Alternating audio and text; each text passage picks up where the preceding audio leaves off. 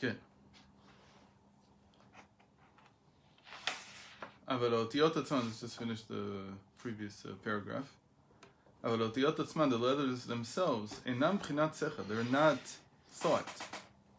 שאי אפשר לשכל המושג להשיג עניין מהות האותיות. And the reason we know this is because the mind cannot truly fathom the meaning or the essence of the letters themselves. Rather, they are the garment of the mind. אלא שאין לבוש השכל. והלבוש הזה הוא מבחינת חיצוניות עליון שירד ונתפשט למטה להלביש את השכל. So, the origin of the letters is higher up in the crown, in the will, and it descended, and here he uses the word nitpashet, meaning that it's not the way it was in the will. Nitpashet, remember we said there's etzem v'itpashtut and helem v'gilui. So it's not that they were revealed in the mind. Rather, they become disconnected from the will, from the keter, from the crown. And that's how they become a garment. Because whenever you say a garment, whenever you say something, we talked about this, whenever you say that something is a garment, itlabshut, so you mean that it affects and changes the one who's wearing it. And it becomes integrated. So it's true that after a while, the mind doesn't know how to work in a different way. Because it's been affected by thinking in words, thinking with letters. So if you try to go back to the original mind, the way the mind was before it received this garment, theoretically maybe the mind could be used to think like an animal in pictures, like Mowgli in the Jungle Book, right? You could learn to think that way. The human mind is certainly capable of it. But the moment that the garment has been chosen, and the garment that human beings use is speech, is words, so then the mind becomes locked into this way of thought, and it can't think in a different way. But in any case, it's a garment. It's not intrinsic to the mind itself, because the mind itself doesn't know where the letters came from. No person remembers acquiring language, his first language anyway. And afterwards it's just other languages. But to think originally in language, I don't remember the transition from what I had before to my thought now as it was from age 2 or 3 or 4. Oh, really? ומשם יורד עוד להיות אותיות מחשבה ודיבור. So from there it goes. Here he added the middle stage, and many times in Chassidus usually we talk about 5 stages: will, mind or sechel, emotions, midot, and then or measures, and then we have machshava, dibur, maaseh, or machshava and dibur here in this case, thought and speech.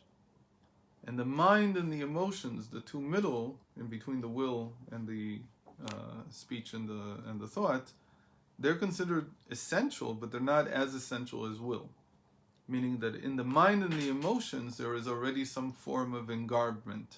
There is some form of enclothement already of something higher. So there is a change in them. They're malleable to some extent. The will is supposed to be beyond plasticity. It's not supposed to change. That's the whole idea that en takif karatzon, en chazak karatzon. I don't remember. It's two languages that the Rebbe Rashab quoted from the previous Rebbeim. That will is stronger than everything else. Meaning, what he means by stronger is that it's not malleable. Nothing stands in the regular person as well. En davar haomed bifnei haratzon is like en takif karatzon. It's like a more colloquial way of saying the same thing. But the idea is that it's so powerful because it's so essential. Because it really defines the essence of the person, of the individual. But the mind and the emotions and the thought, speech, and action, they're all very malleable relative to the will. So in any case, there you have itpashtut, you have this extension, which really means that it's separate already. The letters have gone out of their origin. Now they're being used as a garment. Vine. Now we take this to understand. Remember, we said that you do a mitzvah and Torah comes down. So where is the Torah coming down from? והנה התורה נתלבשה באותיות גם כן. על דרך זה שאותיות התורה שורשן למעלה מבחינת התורה. Here's a big chiddush. The Torah is also engarbed in letters. And that's a tremendous chiddush. Well, the Torah was written in letters. Right? That's what I thought. I thought that it was, but it doesn't mean it. He doesn't mean that there were no letters on top. Of course there are. He means the Torah, the way that we learn it using words.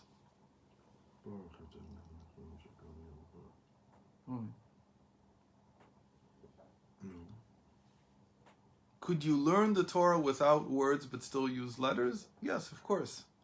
How could you learn Torah without looking at the words but still have letters? Listen to someone else. No, it's still words. You're hearing words. We read it.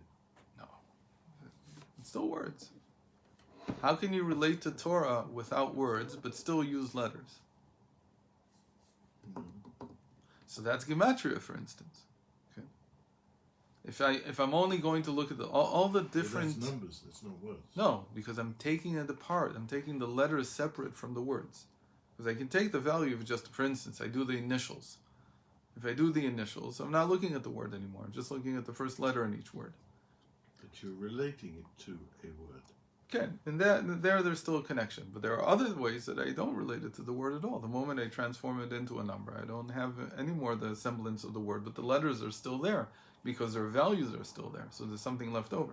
Yeah, but you said the gematria is a key relating. That's to one. something else. Gematria is a general name in Chazal for all of the letter transformations you can do. No, but you said that each and every gematria is a key. It's a Okay. remiss to something. It's a shorthand Right, so it goes back for a to whole words. thought.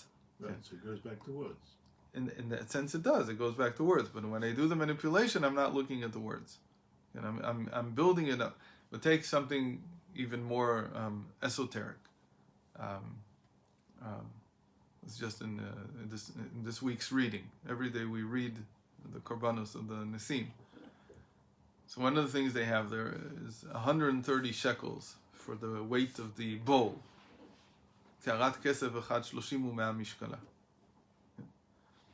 So when you read it in the Medrash, what do Chazal do with this? So for each one of the Nesim, the Medrash is very beautiful, because when you read it in the Chumash, it's very repetitive, and you don't understand, why do I need to hear this 12 separate times? I got it. I got it after the second one, third one. I don't need to hear another 9 times. So the Medrash says, it's true that they all did the same, they all brought the same thing, but each one had a very separate intent. The intent behind each sacrifice, in this case, or a gift, was different. So by Reuven, for instance, the one that I always remember, because it does it for all of them, by the way, exactly what I'm going to do now for Reuven. So Reuven, he says that the 130 represent the initials of the words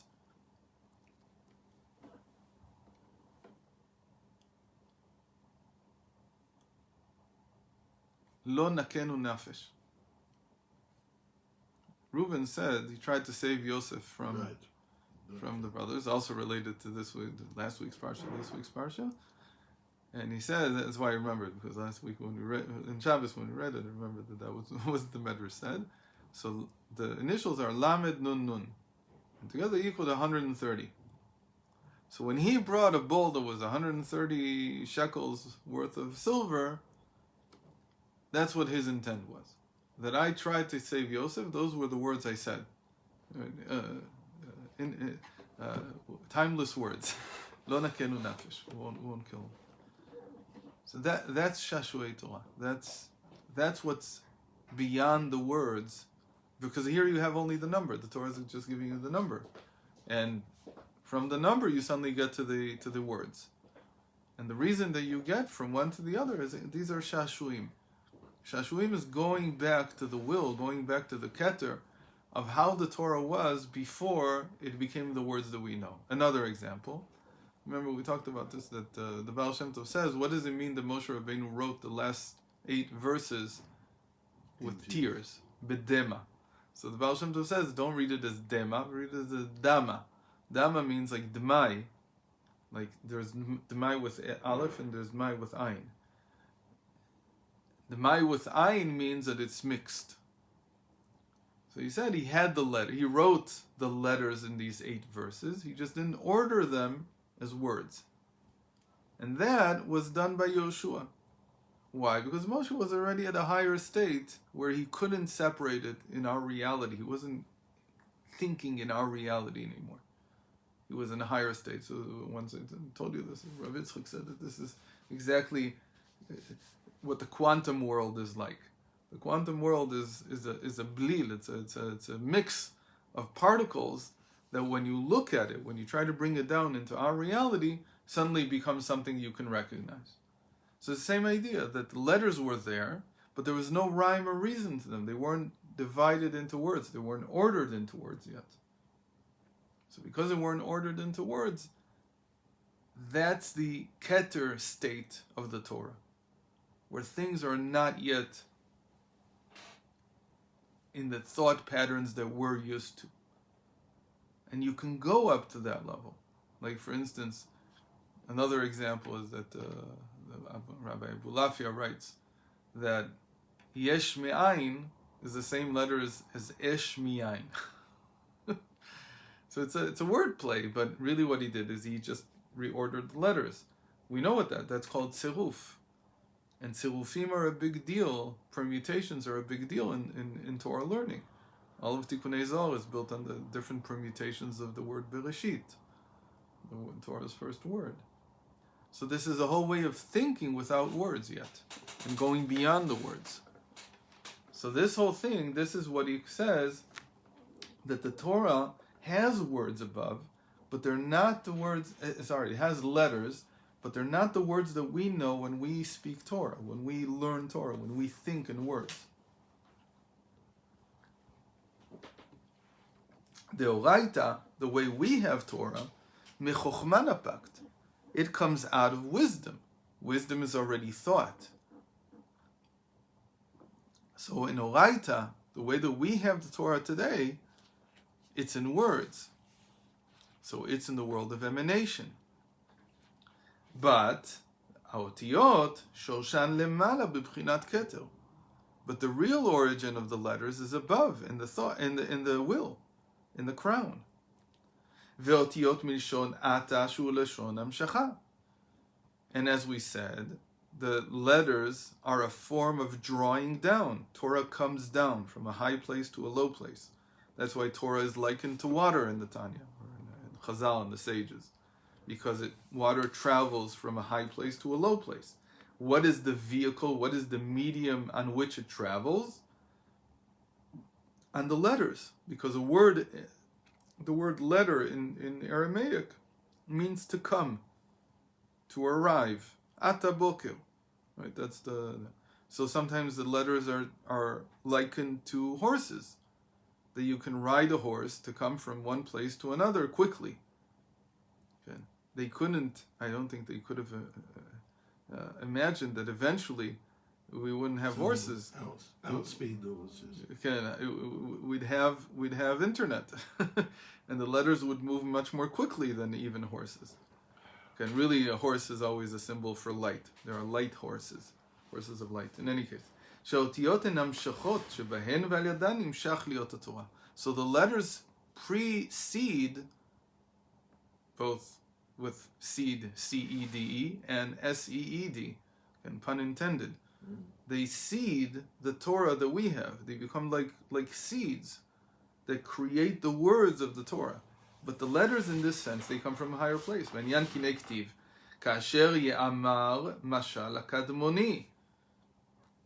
As the ancient parable says, that's in Shmuel. And this is a verse that has tons on it. But what is Mashal HaKadmoni? Mashal HaKadmoni, it's explained in Chazal to a certain extent, but it's explained more in Chassidus. Mashal HaKadmoni, the ancient parable, is the original Torah, as it were. The Torah in the world of Ak, of Adam Kadmon. The Torah in the crown. And the Torah in the crown is only letters. It hasn't been expressed as words yet. Again, still the same Torah. Can, of course. The main point here is we're not saying, yeah, somebody could take this parable too literally and say that above the Torah is not the way we understand it here. That wouldn't be correct. It's not trying to say that you could give a different interpretation in the sense of that tefillin don't have to be tefillin. And it's not saying that totafot don't mean totafot. It's not saying that I am Hashem your God doesn't mean I am Hashem your God. You could explain it in some other way. What it means to say is that there is an origin for the Torah that can split off into other interpretations. It can give off other interpretations. Not that the one that we're using is incorrect. That's the correct one. That's how the sages developed the understanding of the Torah. It's not that in the primordial Torah, as we call it, it's called the Torah Kadmonit. It doesn't say Anuchi Hashem Elokecha. It does say Anuchi Hashem Elokecha. But you treat it as letters. And so you can get off a different interpretation from it. But Anuchi Hashem Elokecha as I am Hashem your God, that's still true. That interpretation didn't go anywhere, because that's how we have the Torah in front of us. To say it another way, that the other interpretations are, for instance, how do you get physical laws from Torah? You can't get it from the Torah that we have in front of us because it's been differentiated into a certain interpretation, a correct interpretation, which deals with how a person should act, commandments, and a certain history. So in that history, you can't find Hashem created electricity. And electricity works by these 4 laws. You won't find it there. But where? If you search, you will find it. So where do you need to search? You need to go backwards. You need to go back to the origin and look at a different branch. Is there a different branch of these letters that can lead you to these laws? And is there such a branch? So in Chassidus there is such an explanation. And Reb Isaac of Homel, he has a whole mimer on it. And he explains Ma'amar Yetziat Mitzrayim. And in there he devotes 2 chapters to this original Torah. And he explains how this has to do with figuring out, the example that he brings, by the way, is pharmacy. It's pharmaceuticals. Okay. And says, how do you figure out new medicines from looking at the Torah? And he shows what he means. It doesn't mean that you're going to look in the Torah and from Anuchi Hashem Elokecha figure out a new medicine. You have to go in a completely different way. How you do that, how you go back into that Mashal HaKadmoni, into that ancient parable, that's the topic of Isbonenus, if you want, of a certain type of meditation on Torah that can lead you back to those origins. But again, it doesn't take away anything from the interpretation that we have. The interpretation that we have is the correct interpretation in terms of how a person should conduct himself. The purpose of a parable, so unfortunately in English there are no good words for mashal and nimshal. It's unbelievable. I've searched high and low. I haven't found, and I've dealt with this for 20-something years already. Mashal, you say a parable. But to say the meaning of the parable, the nimshal, you just say the meaning of the parable. There's no word for it. And there's certainly no beautiful way like you do it in Hebrew that it's the same root. Mashal and nimshal. I don't know why, because apparently this is not the way that English speakers think.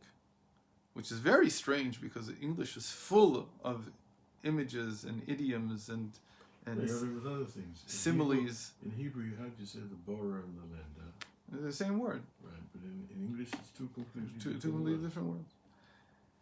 There's something missing from the way that English is done, even though it's a very descriptive language, and it uses a lot of metaphors. In fact, you could say that the best English speakers ever, like Churchill or whoever, were people who knew how to build metaphors into what they were saying. That this is like that, this is like that, all these similes. But there's no good words for mashal and nimshal. I don't know why. The whole point of the mashal is to have it enclose a meaning. להמשיל את הנמשל באופן שהובן מתוך המשל. So you're left with a mashal, you're left with a parable. The parable is like a dress. And the dress, from it, you understand what was inside. You sort of see what this dress engarbed, what was inside it. That's the whole point. והרי המשל הוא עניין אחר שאינו מהות הנמשל, but the dress and what was inside, the garment and what was inside the garment, the two different things, like in a human being and his garment. אלא שהנמשל מובן מתוכו על ידי שדומה לו בצד מה. But you see the similarity, be it in form, in figure, in, I don't know, color, tone, whatever it is. And from that you understand what the meaning of the parable was, what was engarbed inside. And again, there's no good way to say this in English, but what was inside the parable. Because the parable is the garment. It's the mashal. What's the deeper meaning of the parable? Right. Well, again, deeper meaning sounds like it's in the words themselves. And we're not saying it's in the words. We're saying the words are a garment for something else. For something else, not meaning inside the words. Mm-hmm. You can say, what's he hinting at? What's the intention? What's the intent? There's no good way to say it. And especially what's missing is this whole idea. This is this is a topic. The hidden meaning? What? You say, what's the hidden meaning? Again, it's hidden meaning inside the words. Mm-hmm. Nimshal means there was something inside the mashal, except I took it out. It's not here. And I'm not even looking at the hidden meaning of the words because I'm not interested in the words. By the way, this is in computer science, this is one of the biggest problems of AI. How do you teach a computer to understand a simile, a metaphor? How do you teach them? Because the real meaning is not in the words. If you say to a computer, he runs as fast as a cheetah. So he knows what a cheetah is, he knows what running is, he knows pretty much how fast a cheetah runs. So what's he going to get from it? That there's a human being who can travel at 90 miles per hour. Which is wrong. That wasn't the meaning. Why can't he get the meaning? Because the meaning is not in the words. It's out, it was hidden inside the words, you can say, before, but it's not there anymore. To go on. How do you recreate that meaning? There's no good way. By the way, the whole Derrida and Levinas, when they started the whole call it their version of the linguistic churn in philosophy, which was that they began to apply, they didn't call it that, but that's what it was. They began to apply Talmudic reasoning to French. Because French was what they knew. You could do it in English, theoretically. They learned this from the guy whose name was Shoshani. We talked about him in the past, right? Monsieur Shoshani. Okay. Was a great intellectual, was a mystery. He passed away in 1972, I think, in Santiago de Chile. And he never revealed his name.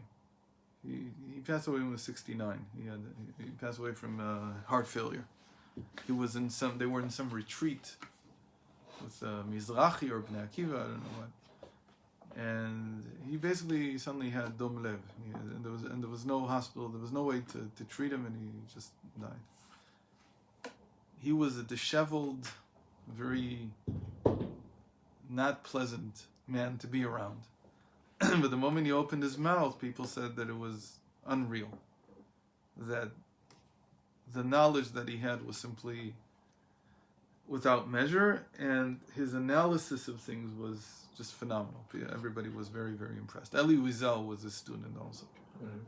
Yeah, Elie Wiesel was the one from whom we knew most about him, because he met him early on. He knew him after the war. He went through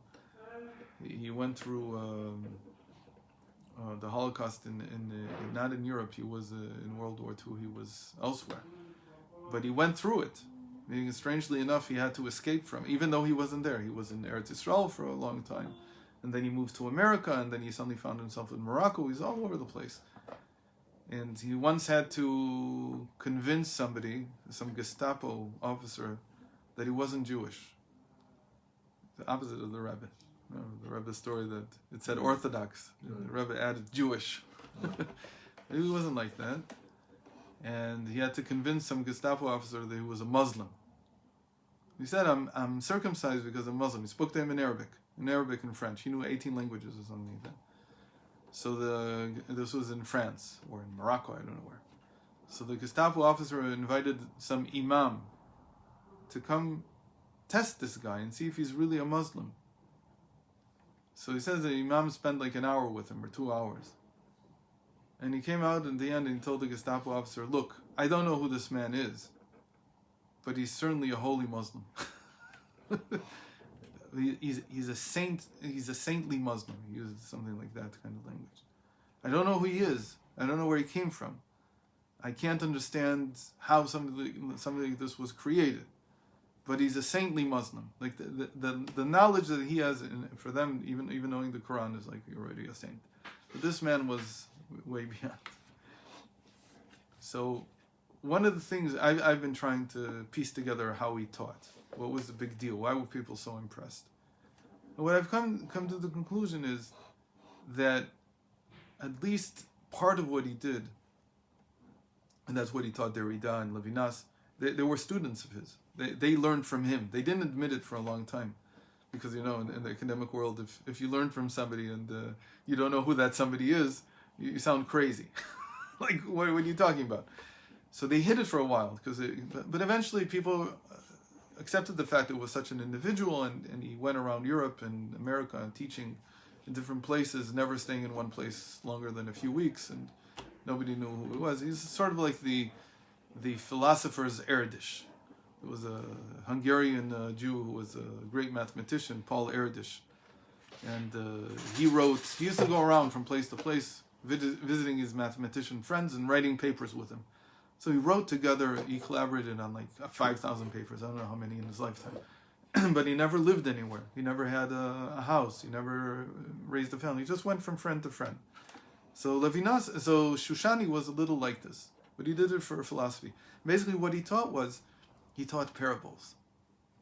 He used to take a passage of Talmud, and he showed that the Agadita, that the story part, the parable part, the part that's not halacha, the part that's not legal, or not part of the legal discussion, is intrinsically tied into the legal discussion. Then you can't understand the legal discussion if you don't fully understand what the Agadita is saying afterwards. We did something with this, no? What? We spoke about this. We've spoken about this before.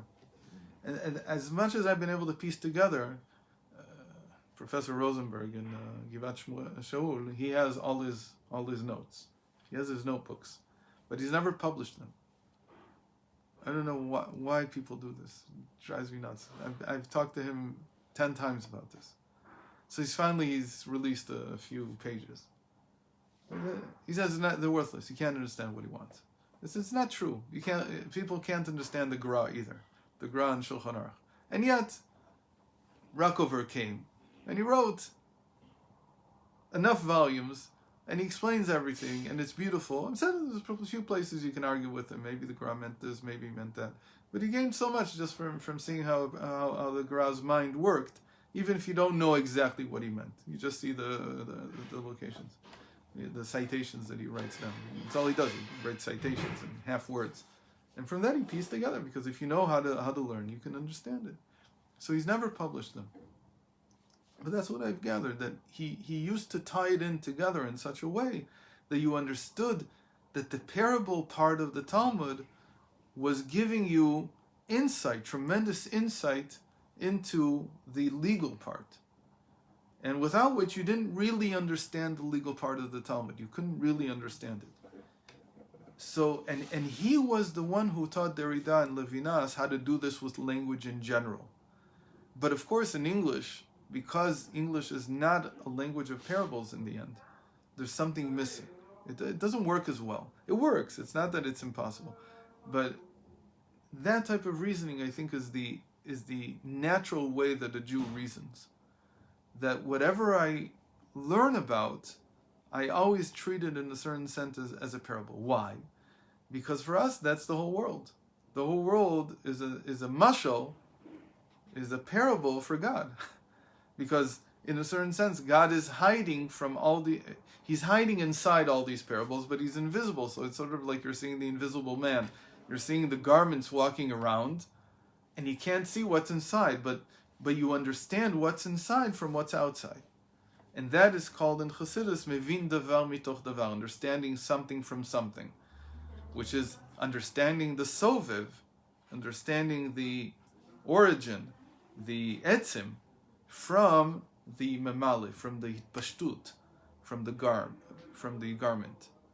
And that's like the whole way the Jewish thinking works. That whatever I look at, I can't take it at face value. There's something hiding behind it. It's like how our language works.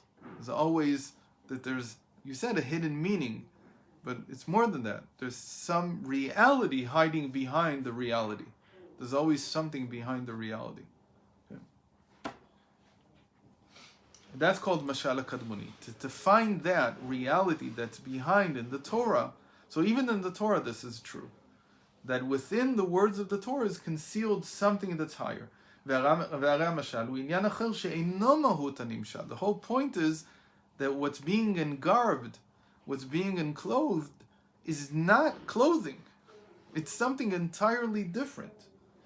But you understand what was inside or is inside by seeing the contours, the features. And that's what it means to have prophecy. Prophecy means using imagination. Putting biyad means aliyad, meaning through. Through the prophets, I will be imagined, says God. They give words to an experience that can't be related. And the sages used a different, instead of using the power of imagination, the sages used a different metaphor. What did they call it? They called it aspaklaria. And aspaklaria means either a looking glass, or it means a pane of glass, but it's something that you peer through in order to see something else. שכמו שרואים באספקלריה, הגם שנראה דמות הצורה בתמונתה ובצלמה ממש, מכל מקום אין זאת גוף הצורה עצמה. So when you use these images that you see through glass, whether it be a lens, like in spectacles, right? Whether it be like a telescope, whether it be like a microscope. So you're seeing an image, but the image is not the thing itself. That you understand, right? Yeah, I think most people understand that what they look at through the telescope is not the moon. It's not the moon itself. It's just a reflection of the moon. And it's just light from the moon. And because the lens is increasing the size, so you're seeing it bigger. So it's dmuta v'tmunata. It's just a picture. It's just an image of it. כך כל השגת הנביאים ולוקותו יתברך אין זה אלא בחינת דמות ודמיון. In the same manner, when the prophets describe anything in God, they're only describing an image of it, an imagination of it. So in the time of the Tanakh, in the time of the Bible, they call this imaginary. But because, I guess by the time of the sages, imaginary became a bad word, it became like something that maybe imaginary means it's not real. So they had a better parable. The parable became looking through a lens, through some kind of lens. V'hainu, this is the same idea as looking at what the parable is enclothing and seeing that it's something different than the parable itself. But because why? Because you really can't see God. So even if you engarb him in words, be it words of the prophets or the words of the sages, in the end you can't see him. And Shlomo's name itself comes from Mashal, and it itself is a permutation of parable. וידבר 3,000 משל על כל דבר מדברי תורה, דהיינו שאמר על כל דבר מדברי תורה רוחניות העניין, כמו מצוות קורבנות מן הבהמה, ומקריבים חלב ודם על גבי המזבח, וכהן וכדי כהונה, ואומר עניין הקורבנות ברוחניות, ומהו נקרא חלב ודם ברוחניות, ומהו כהן ומהו בגדי כהונה, והנה גבוה מעל גבוה השומר, כמה מדרגות רוחניות זו למעלה מזו, והשיג שלמה בחוכמתו 3,000 משל, דהיינו 3,000 מדרגות זו למעלה מזו. So he spoke 3,000 parables, and as we know in Chassidus, we've seen this, that every issue in Torah he explained in 3,000 levels of parables, trying to get at the spiritual source behind this mitzvah, behind this commandment, be it whatever it is. וכולם אינן רק בחינת משל לגבי בחינת אלוקות ממש. And in the end, all these 3,000 levels, they're still just parables, they're still just a garb for what the godliness inside is. השורר מתלבש בתורה. And there you have to say that the godliness is immersed. It's shoreh. It's in, literally it's like inspired, but really it's within as a state of immersion and enclothement in the Torah, but it's not the words of the Torah itself. And he, Solomon, only got up to 3 levels, 3,000, but the same idea, 3 levels. אבל באמת כך הוא הדרום המעלות לאין קץ שכולם אינן רק בחינת משל לקדמונו של עולם. But really it doesn't matter how high you go. If you continue even going higher than he did, in the end it's just parables, and you can't get to the kadmono shel olam, the ancient of the world, meaning to God himself. דהיינו אור אין סוף. So Moshe Rabbeinu also has a parable, but his parable is different than all the other parables. That all the other parables were done through a lens that in some way changes the original picture. And Moshe Rabbeinu, his lens is clear. That's what we say. So that even though he spoke about a ox and a donkey, parah v'chamor, that is what he saw about. So how do you explain that? That's a different problem. But the difference being that the moment that you see it as a parah v'chamor, you understand that this is how you actually do the mitzvah. You can't say the mitzvah is just the commandment, as Moshe Rabbeinu gave it to us, is just a parable for something else. Really, it's not about a donkey and an ox.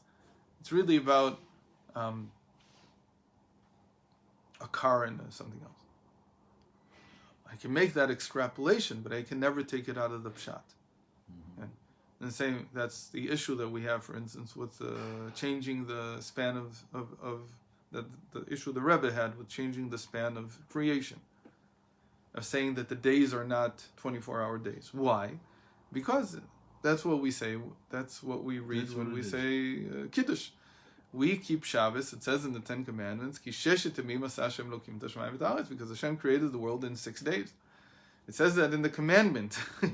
The fact that it says it in the Chumash and Bereshis and Genesis when it gives the account, okay, maybe there I can say there's no commandment that comes out of it.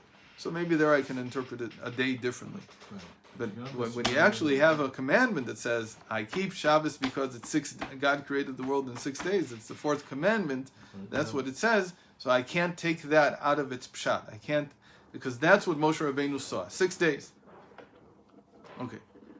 So, what's really hiding behind everything? Or Ein Sof Baruch Hu, the infinite light. And again, it's not even Hashem himself, it's just the infinite light is what's hiding behind.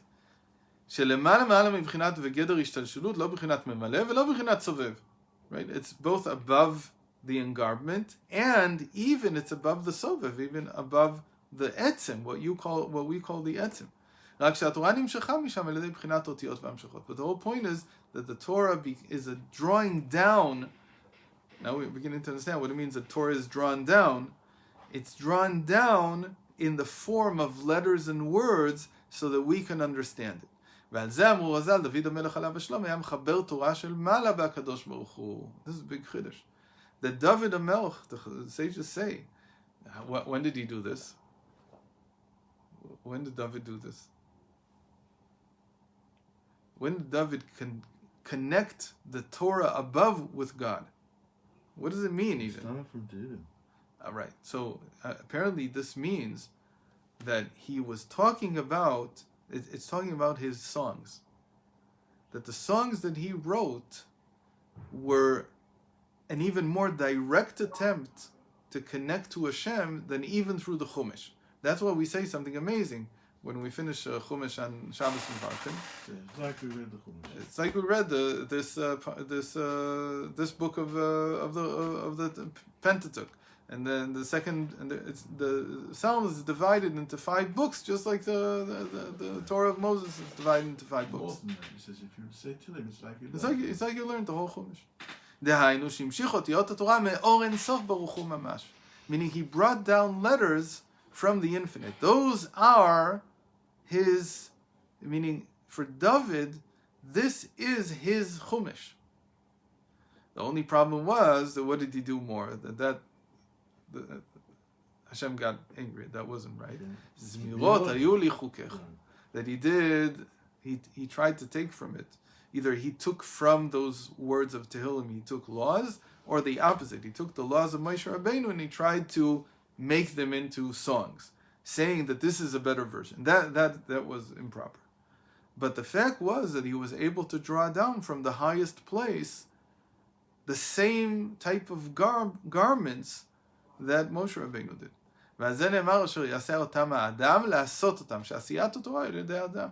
And so when do we do this? We do this when we learn Torah Sheba'al Peh. Torah Sheba'al Peh is exactly that.